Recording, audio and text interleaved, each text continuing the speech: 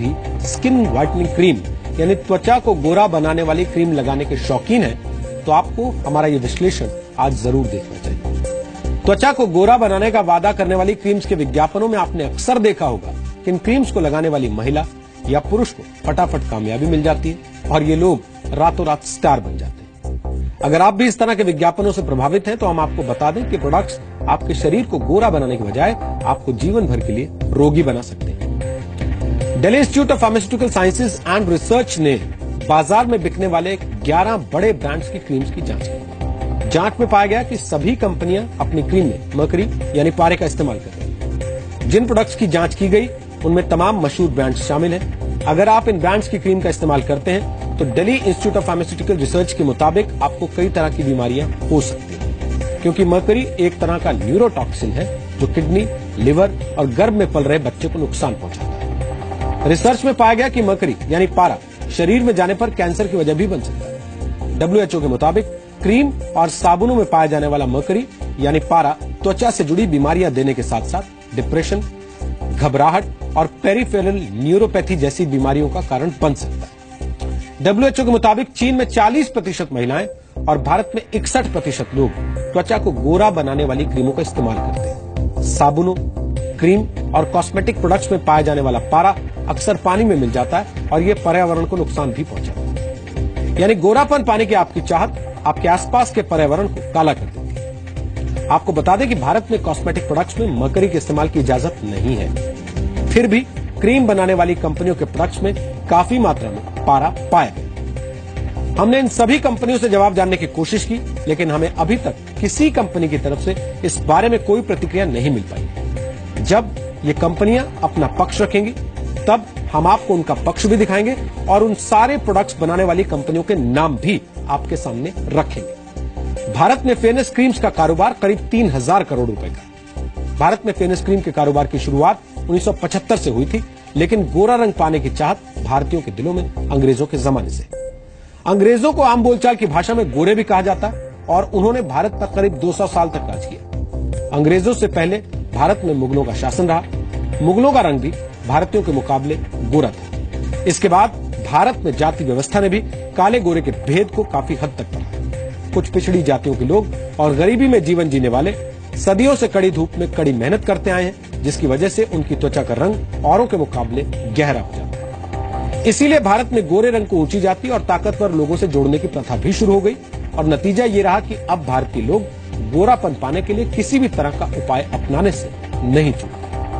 भारत में शादियों के विज्ञापन में भी अक्सर फेयर और वेरी फेयर जैसे शब्दों का इस्तेमाल किया जाता है। यानी भारत में रहने वाले ज्यादातर लोग अपने लिए गोरा जीवन साथी चुनना ही पसंद करते हैं। भारतीय फिल्मों में तमाम हीरो और हीरोइंस गोरेपन के ब्रांड एम्बेसडर के रूप में दिखाई देते हैं। यानी भारत में गोरापन पाने की चाह हर जगह देखी जा सकती है।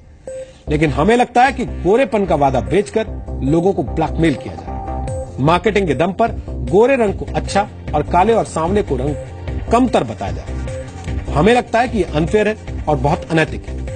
त्वचा के रंग से किसी इंसान के बारे में राय बनाना अपने आप में एक दूषित विचारधारा है और इस विचारधारा को मिटाने के लिए एक डीएनए टेस्ट करना जरूरी है। हमारे इस विश्लेषण के दो पहलू हैं। एक आपकी सेहत से जुड़ा है और दूसरा आपकी सोच से जुड़ा है। हमने इन दोनों पहलुओं का विश्लेषण किया है।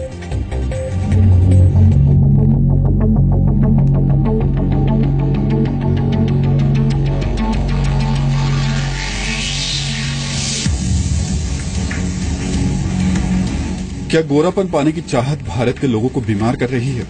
क्या ब्रेड, दवाइयों और नूडल्स के बाद फेयरनेस क्रीम आपकी सेहत के लिए सबसे बड़ा खतरा बन गई है?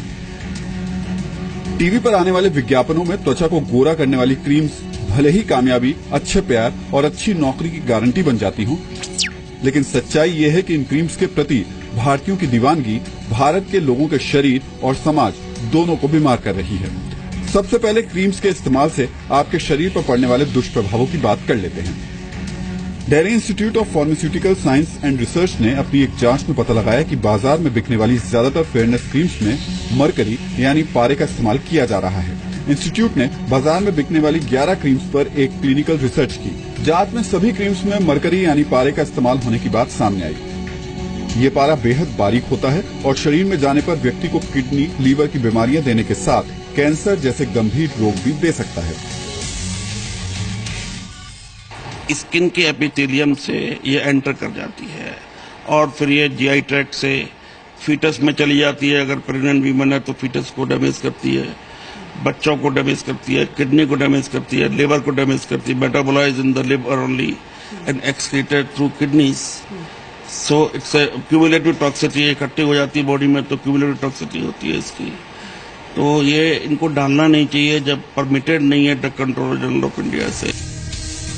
जिन 11 ब्रांड्स को इसमें शामिल किया गया वो थे fair and handsome, Pond's white beauty, Garnier skin, fair and lovely, Olay natural white, Vaseline healthy white lotion, fair and lovely BB cream, fair and lovely SPF 15, Lakme 925 insta light, Jovees fairness cream और Lotus herbal white glow.